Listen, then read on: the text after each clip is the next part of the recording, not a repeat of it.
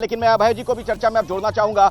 और अभय जी देखिए, सवाल ये भी खड़ा हो रहा है कि ये वही अरविंद केजरीवाल हैं जो शीला दीक्षित को, सोनिया गांधी को, सभी को जेल भेजने की बात कहते थे। अब आप लोग दिल्ली में साथ लड़ रहे हैं, कैसे जनता को कन्विंस करिएगा कि ऑल इज वेल, हम साथ साथ हैं?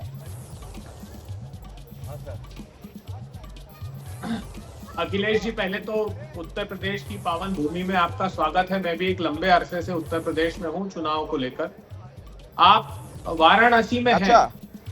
मैं चाहता हूं कि आप परमपुर, बरियापुर, जो डोंगरी गांव है, प्रधानमंत्री जी ने गोद लिया है, वहां का दौरा जरूर करिएगा।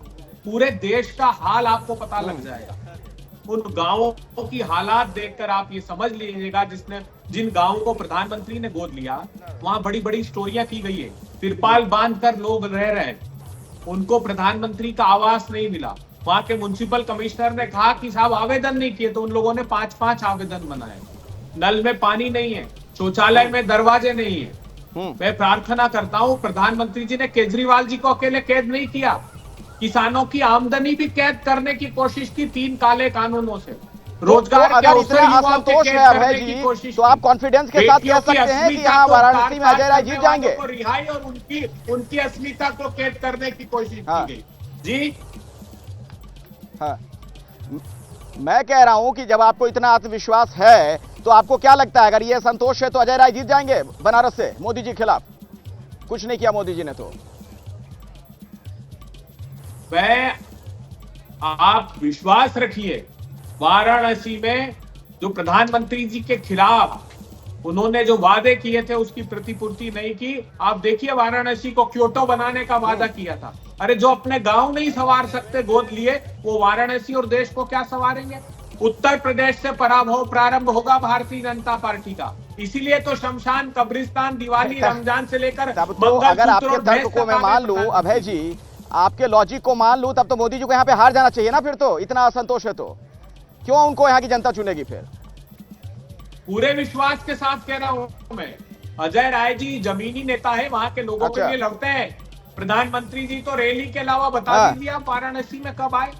प्रचार के अलावा प्रचार मंत्री ने हमारे वहां कदम नहीं रखा है।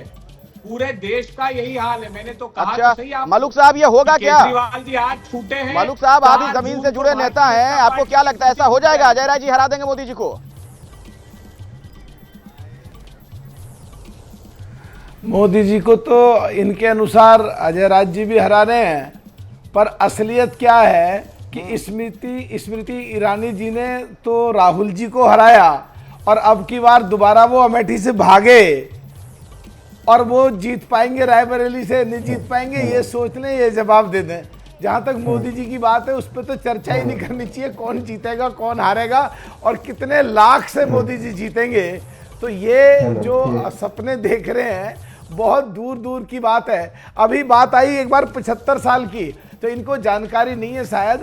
हेमा मालिनी और कई सारे एमपी ऐसे हैं जो 75 साल से ज्यादा उम्र है, वो चुनाव लड़ रहे हैं। तो माननीय अमित शाह जी ने जो बयान दिया है कि मोदी जी ही प्रधानमंत्री होंगे, तो उसमें ये इधर उधर की बात करने की कोशिश ना करें। और जहां तक आप पार्टी की बात है या कांग्रेस की बात है, वो सो कॉल्ड इंडिया गठबंधन की बात छोड़ो, ये पंजाब जो सो कॉल्ड इंडिया गठबंधन उसकी बात छोड़ो, बंगाल में टूटा, बिहार में टूटा और कई जगह टूटा। ये दिल्ली में आप पार्टी मिलकर लड़ रही है, पंजाब में आप पार्टी और कांग्रेस आपस में लड़ रही है, और किसने किसको भ्रष्टाचारी कहा, किसने किसको क्या क्या कहा, वो सब सामने है। तो ये पता नहीं क्या तो बहस हो रही है, क्या बात बोल रहे हैं, अपनी बातों को अपनी बात से ही काट रहे हैं। अगर पिछली चीजों पे जाएं तो अपने आप सिद्ध हो रहा है कि जो कह रहे हैं अपनी बातों को। अभय जी, आप रिस्पॉन्ड करना चाहेंगे? अभय जी जल्दी से, फिर मैं जाता हूं प्रेम शुक्ला जी के पास। अभय जी, हाँ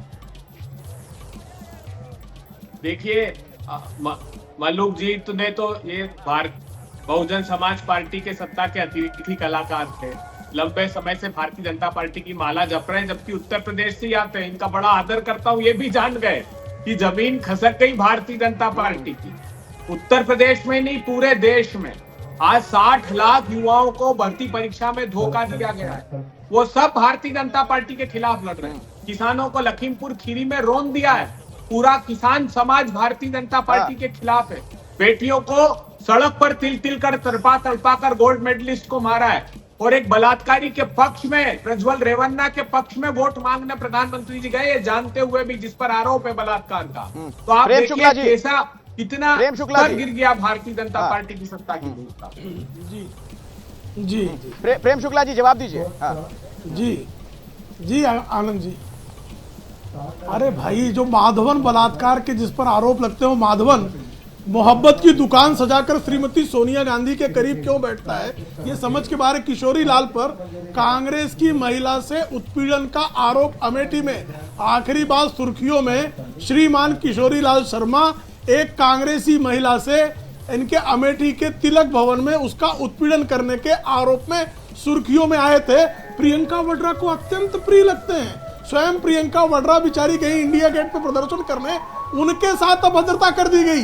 कांग्रेसी इतने महान होते हैं कि नागपुर में जो है इनका अधिवेशन था, रेड लाइट एरिया, कांग्रेसी उस पर हमला बोल दिया, रेड लाइट एरिया खाली हो गई थी। तंदूर कांड से लेके मदेरणा कांड तक, अरे कितना गिना है भाई।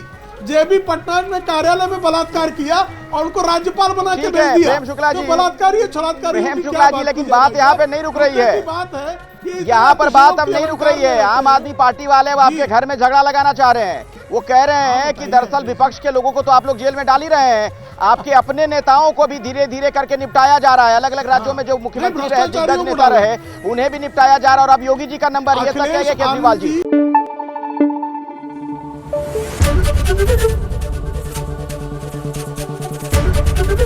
एबीपी न्यूज आपको रखे आगे।